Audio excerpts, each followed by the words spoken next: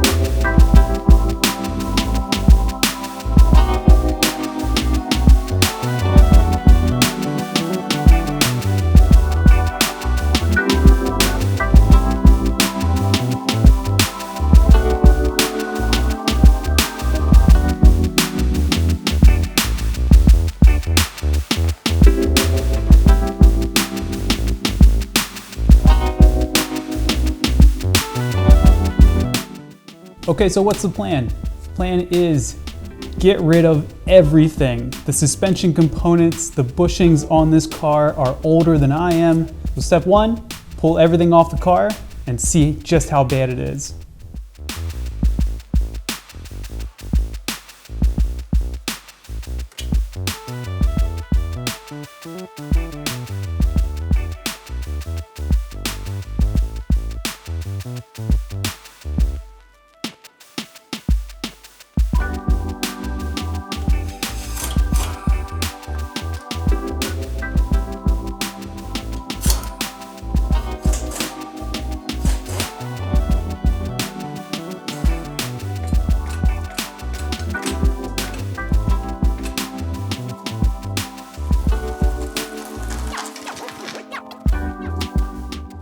And the front suspension is out. How do we do? Well, not too bad. A couple bolts fought, and really it was just the struts here that put up the fight. Now that I have them out though, obviously they don't really look too good.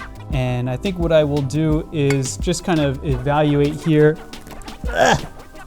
What's the life on these? I have to imagine that these are the original shocks. So really, they should definitely get replaced, at least the inserts, but that certainly changes the budget for this refresh significantly. Anyway though, we'll check these out, see what we can do with them. At the minimum, give them some brand new green paint.